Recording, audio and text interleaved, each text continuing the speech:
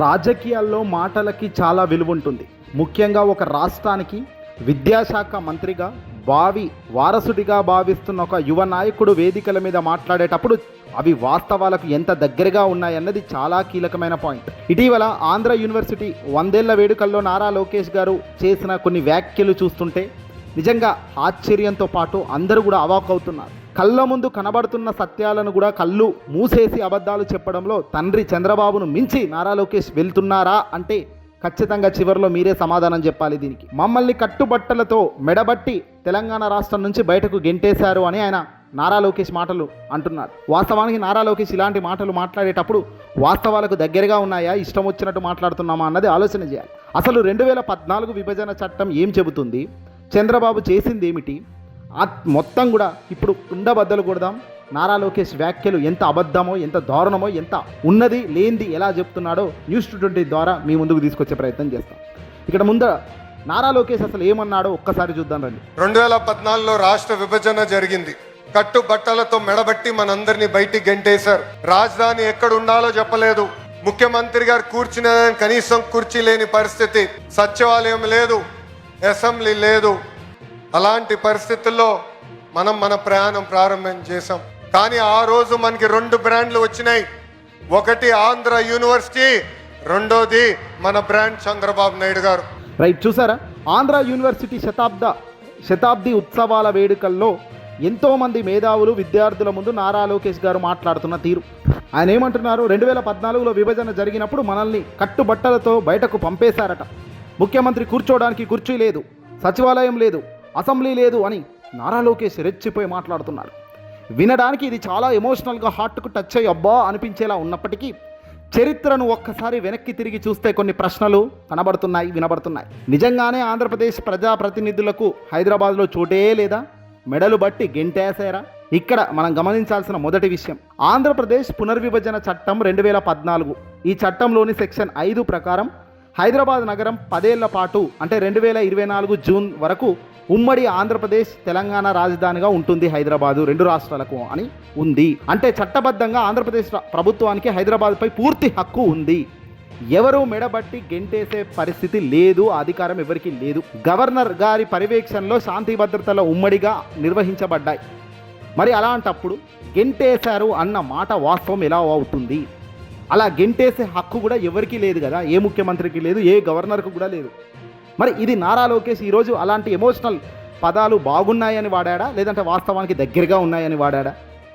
ఇక రెండోది, ఇక ఆఫీసులు లేవు అన్న మాట విషయానికి వస్తే విభజన సమయంలో హైదరాబాద్ సచివాలయంలోని బ్లాకులకు రెండుగా విభజించి 2 రాష్ట్రాలకు పంచిన విషయం వాస్తవం కాదా?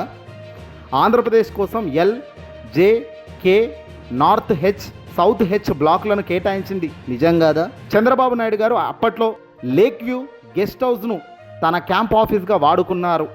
అసెంబ్లీలో కూడా ఆంధ్రప్రదేశ్కి ప్రత్యేకంగా పాత భవనాన్ని కేటాయించారు. అంటే పరిపాలన సాగించుకోవడానికి వాళ్ళకు అన్ని రకాలుగా వసతులు ఇచ్చింది నిజం కాదా? నిజానికి 2014 నుంచి 2016 వరకు ఆంధ్రప్రదేశ్ ప్రభుత్వం హైదరాబాద్ నుంచే పరిపాలన సాగించింది. మరి కూర్చోవడానికి కుర్చీ కూడా లేదనడం రాజకీయ విమర్శే తప్ప వాస్తవానికి ఎంత దగ్గరుంది? ఎందుకు ఇలాగా చంద్రబాబు అంటే సరే వయసు అయిపోయింది, తను ఏదో అబద్ధాలు చెప్తాడు, తను ఉన్నది లేనిది చెప్తాడు, క్రెడిట్ చోరీ చేస్తాడు అనే నినాదం ఆయన మీద బలంగా ఉన్నాయి కొన్ని వాదనలు. అది పక్కన పెడితే ఈ పెద్ద మనిషి నారా లోకేష్ కూడా అదే దారిలో వెళ్ళడం ఎంతవరకు కరెక్ట్? పైగా రాబోయే ఫ్యూచర్ నాయకుడు అంటారు. ఫ్యూచర్లో ఇలాంటి నాయకుడు అధికారంలోకి వచ్చినా, ఇలాంటి నాయకుడు ఎన్నికల్లో నిలబడ్డా, ఇలాంటి అబద్ధాలే నిజం చేస్తూ నిజాలు అబద్ధం చెప్తే వాస్తవంగా ఎవడు నమ్ముతాడు? ఇదంతా కాదు. 10 ఏళ్ల పాటు మీకు అవకాశం ఉన్నప్పటికీ కేవలం 2 ఏళ్లలోనే చంద్రబాబు నాయుడు గారు విజయవాడకు ఎందుకు వెళ్ళారు? ఇక్కడే అసలు కథ దాగి ఉంది. 2015లో జరిగిన ఓటుకు నోటు కేసు కథ ఏంటి?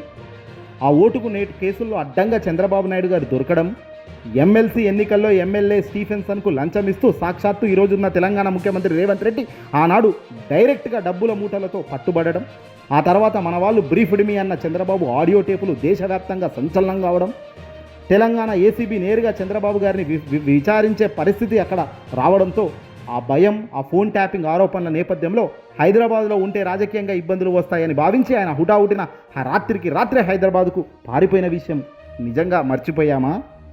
మరి ఆ రాజకీయ ఒత్తిడిని కట్టుబట్టలతో పంపేశారు అని ఇప్పుడు లోకేష్ గారు అనడం, అలా కవర్ చేయడం దేనికి సందేహం? చంద్రబాబు నాయుడు గారు అడ్డంగా తప్పు చేసి దొరకడం ఆ రోజు నుంచి ఉన్న దరిద్రం కాదా నేటి వరకు? ఆ రోజు ఓటుకు నోటు కేసు దాకా నుంచి ఈరోజు నేడు ఆ ఎన్నికల్లో 2024 ఎన్నికల్లో జరిగిన అవకతవకల వరకు చంద్రబాబు పాత్రలు లేకుండా ఏదైనా జరుగుతుందా? రాజకీయాల్లో సానుభూతి కోసం చేసే వ్యాఖ్యలు ఒక్కోసారి ఎదురుదెబ్బగా మనకే వచ్చి తగులుతాయి, గుర్తుపెట్టుకోవాలి. నారా లోకేష్ గారి ఒక విజన్, ఒక ఉన్న నాయకుడని ఎదగాలని మనం కూడా కోరుకుంటున్నాం. కానీ ఇలాంటి స్పష్టమైన ఆధారాలు లేకుండా ఈ విచ్చలవిడి మాటలు, వాస్తవాలు మాట్లాడితే మాత్రం చీకొడతారు ప్రజలు. విశ్వసనీయతకు చాలా దగ్గరగా ఉండే వ్యాఖ్యలు ఉండాలి. వాస్తవాలు ఏందో చెబితే అర్థం చేసుకునే పరిస్థితుల్లో జనాలు ఉండాలి. కానీ చెప్పేవన్నీ సూక్తులు, చెప్పేవన్నీ అబద్ధాలు అయితే ప్రజలు ఇదిగో ఆధారాలతో ఎండగట్టే పరిస్థితి ఇలాగే వస్తుంది. మరి చంద్రబాబు ఓటుకు నోటు కేసు అడ్డం తిరిగింది కాబట్టి ఆ రోజు కేసీఆర్ బతిలాడుకొని కేసీఆర్ మీద ఒత్తిడి తెచ్చో ఇంకోటి తెచ్చో తనను విడిచిపెట్టండి అని చెప్పి రాష్ట్రం వదిలి విజయవాడకు వెళ్ళి అక్కడి నుంచి అమరావతి స్కెచ్ను ప్రారంభించిన పెద్ద మనిషి చంద్రబాబు. పైగా ఇప్పుడేమో రాష్ట్రం ఏమీ లేదు, హైదరాబాద్ను నేనే నిర్మించాను, ఇప్పటికి కూడా ఈ రోజు కూడా అబద్ధాలనే నిజం చేసే కార్యక్రమం. హైదరాబాద్లో మీరు అధికారంలో ఉన్నది ఎంతకాలం? చంద్రబాబు నాయుడు గారు కాకుండా కాంగ్రెస్ పార్టీ అధికారంలో ఎంతకాలం ఉంది? ఆ తర్వాత వచ్చిన కేసీఆర్ ప్రభుత్వం ఎంతకాలం అధికారంలో ఉంది? ఇవన్నీ చేసింది పక్కకు పోయింది మీరు. చంద్రబాబు నాయుడు గారు ఉన్న 5 ఏళ్ళలో 10 ఏళ్ళలో మాత్రమే అధికారంలో ఉన్న మాత్రమే ఈరోజు హైటెక్ సిటీ గురించి కూడా మీరు డబ్బా కొట్టుకుంటున్నారంటే నిజంగా ఇదేమైనా మనిషికి ఏమైనా ఆలోచన ఉందా లేదా? చెప్పేవాడు లేడు, చూపించేవాడు లేడు కాబట్టి మేము ఏదైనా చెప్పుకుంటాము, క్రెడిట్ మొత్తం దొబ్బేసుకుంటాము.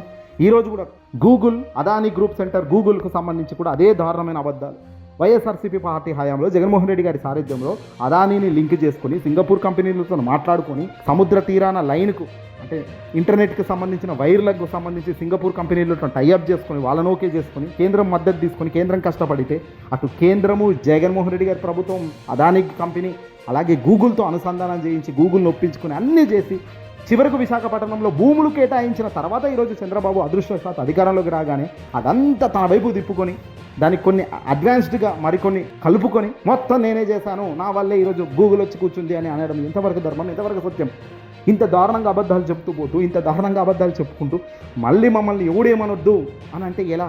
ఇవన్నీ వాస్తవాలు, ఇవన్నీ నిజాయితీతో కూడిన నిజాలు.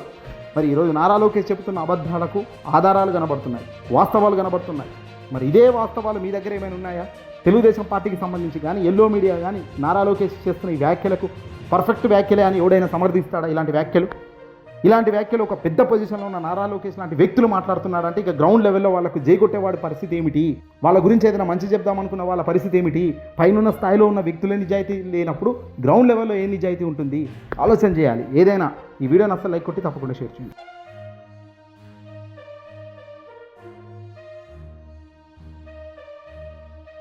2014లో రాష్ట్ర విభజన జరిగింది.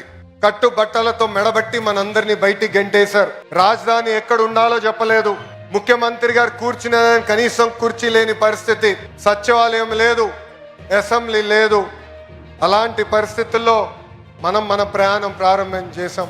కానీ ఆ రోజు మనకి 2 బ్రాండ్లు వచ్చినాయి. ఒకటి ఆంధ్ర యూనివర్సిటీ, రెండోది మన బ్రాండ్ చంద్రబాబు నాయుడు గారు.